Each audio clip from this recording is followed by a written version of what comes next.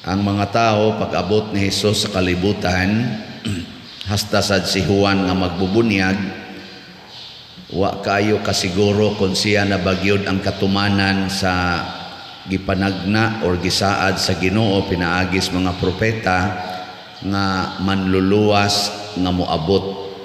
Murabag galibog sila kay ang labig yung questionable sa iyang kinabuhi isip manluluwas kay porti mang pobriha nya wa pagyoy grado nya didto pagyud nagpuyo sa Nazaret kay ang tudlo sa mga propeta ang Mesiyas magikan man sa Bethlehem. So diri sa Huda unang questionable kaayo nganong didto nagikan sa Nazaret sa Galilea unya pobre pagyud kaayo wa pagigrado makaluwas baka ni ana si Juan nga magbubunyag na didto siya dapit sa Huda didto sa Jordan sa gisag pamunyag bisan og murag kasiguro siya nga murag mauna gini gaduda pagid siya muna ang iyang gipadala ang iyang mga tinun-an unya si Hesus wa sad moingon ako ni ang iyang giingon tanawa ang akong mga gibuhat. Nganong ang mga buhat may gipatan-aw ni Hesus. Wa man siya moingon categorically ako. Bao mo.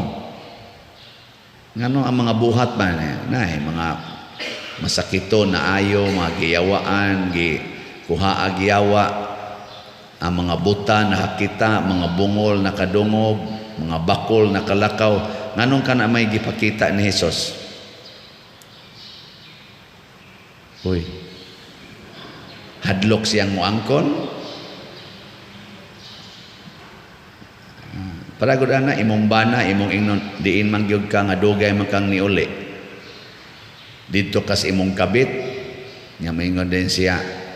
Si Kuan, si pare naghikay mangudto niya kana ganing nang imbitar niya kay di lagi ta kabalibad kadaghan man nimo palikoy-likoy diin lagi ka ana mura bag si Jesus no nagpalikoy-likoy siya ba wa niya klaruhag tubag ingon ikaw na ba o magpaabot miglain pila na may pagingon ako o magpaabot pa muglain pero ang iyang gitudlo mga buhat ana mga buhat niya di man gyud mo manubag so ako na lay mo tubag no sa akong ubos nga pangagpas mga buhat ang ipakita ni Hesus aron ang tanan nga katawhan nga mosunod niya makasabot nga ang tinuod di ang presensya sa Ginoo dinhi sa kalibutan anaa sa mga tawo nga mubuhat sama sa iyang gibuhat.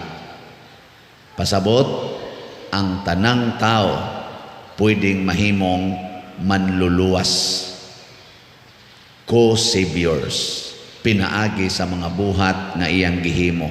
Mao na kaning santos nga atong gipasidunggan karon si Saint John of the Cross, si San Vicente Ferrer, San Roque, tanan nagbuhat gyud di tingali gyud tanan na parehas pero gibuhat gyud nila ang mga buhat nga gibuhat ni Hesus. Pag-ayos mga masakiton, pagsangyaw sa maing balita, pagpapahawa sa mga yawa, o pagpahinulsol sa mga sala. Mao man gini ang generic nga buhat sa manluluwas. Nganuman, luwasunon kay taani. Kaning ato mga sakit, kinahanglan maluwas ta. Kuan man ginang sakit, makadaot man gina. Kaning yawa, kinahanglan maluwas ta sa yawa. Kining sala puwerte ning muguba nato. Kinisang atong kinabuhi nga kamatayon. Ang kamatayon sa una, ang tanaw ana impierno diretso. So gibuhi niya ang patay pasabot dili na maimpierno ang tanang tao. Dunay mga tao nga mamatay pero mabuhi balik ngadto sa langit. Kinahanglan ni nato isangyaw. Pasabot, gipakita ni Kristo nga kitang tanan dunay na say gahom sama sa iyang gahom nga gihuptan dinis kalibutan. Ana, sige, lingian ang imong tupad kay murag natuog na. Ing na kumusta imong gahom, nagmata o natuog? Pangutan-a ba? Naglihok ba ang imong gahom o natuog? Sama pananglit sa pag-abli sa bakba sa taong amang. Kung saan man pag-ayo ang taong amang. Naidaghang paagi nila karon ang amang sign language. No? Mao na atong human way. Pero daghan ba yung amang tungod sa sala?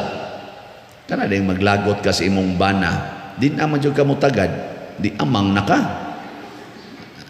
Maglagot ka sa imong asawa, di na jud ka mo tagad. Ana man gani maglagot sa pari, di na gid mo tagad. Naam sa gani pari, maglagot siyang isig ka pari kay wa kayo may pagkabahin ng kolekta. Di na gid mo tagad. Naamang niya unsaon man pag-ayo kinahanglan taog gahom. Unsa man gahoma? Ang gahom sa Ginoo. Unsa may gahom sa Ginoo? Para ana mutingog. Unsa man? Gugma. Sikiti na. Sikiti ba? Sige higyog sikit imong bana, sige hig sikit. Ug wa na magtingog nimo imong asawa, sige hig sikit. Tan-awa di ba moingon hawa gud yan, animala ka, hawa na, nakatingog na. Yung salamat, di na gid amang. O, di ba? O, di naayo na siya.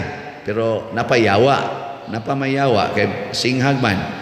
Sige yung sikit, imong atimanon, on sa iyang panginahanglan, imong andamon, katong iyang nalagutan nimo, imo natong basulan, katong imong kabit, imo natong biyaan, nya ang imong sugal imo nang hunungon, ang imong red horse imo na nang ipadaplin, nya ang imong mga budget ani ipalit na nimo og pagkaon sa inyong balay, tagaan na nimo og gift, Christmas gift imong asawa katong paborito niyang mga gift na tanawa, di ba?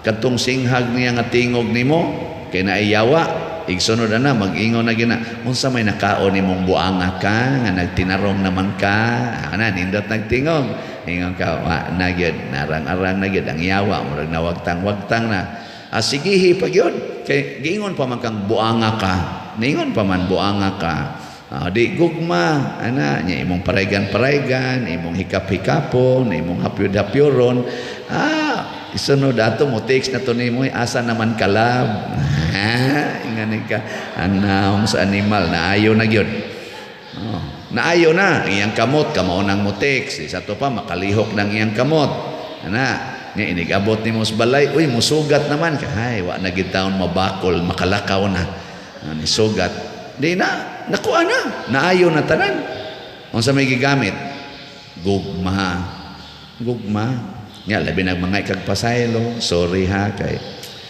tintal jud ko sa mga bisyo pero karon saad na gyud ko maningkamot ko nya tabangi lang sad ko nga dili ko mabalik sa akong bisyo gakos din na nimo ana mga hilom na mong duha lipay pang pari sunod tuig kay bunyag naman sad bunyag na sad kakwartas ang pari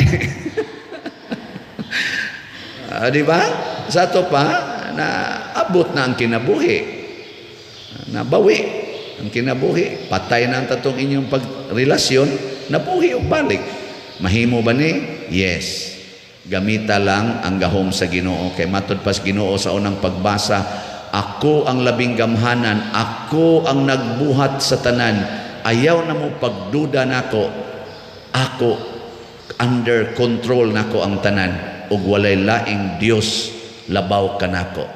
Mayan ang siguro nganong magduda pa man kuno taniya. Mao bitatong atong tubag sa Salmo, unsa tay atong tubag sa Salmo? Imangin mo ka mao mo tubag ato. Paulan na ang mga panganod sa matarong ug ang yuta magpahimukso sa manunobos. Unsa may paulan na ang panganod sa matarong? Kanang mga grasya nga gikas Ginoo, mga nindot nga mga butang mao nay atong isigig sa buwag aron murag uwan ba nga sharing of good things, good news. Sangyaw pinaagis buhat og action og words and actions.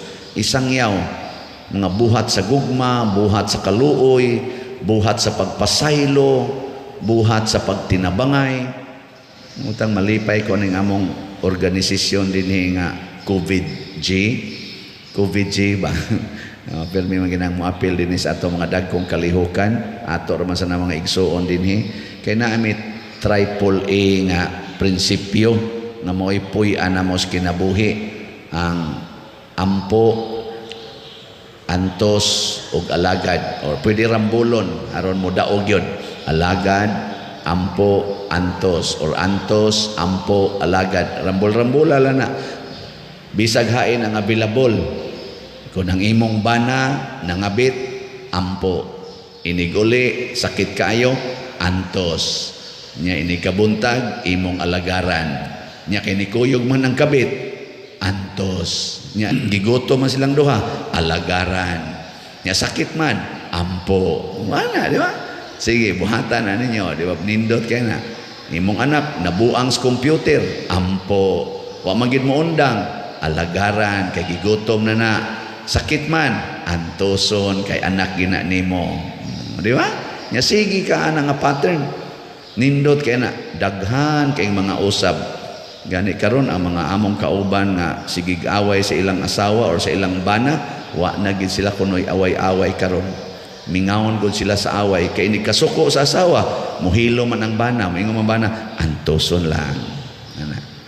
Nya kay ang asawa natuog pa man, lutuan, alagaran. Ana, igmatas asawa, oy, luto naman, limpyo naman, nang laba pangkanahan nga bana. Moingon sang asawa, unsa kay nakaon ning panuway dako. Nakanahuna man sa dang asawa kay kauban man sa siya COVID. Yay, ni alagad man di sa kupalkan si alagaran ko sa ning panuway dako. Alagad sa siya nga to. Hangtod nagkahiusa, adi na mag-away oy. Ana. Di man mo mutuo, sige na, nindog na ta.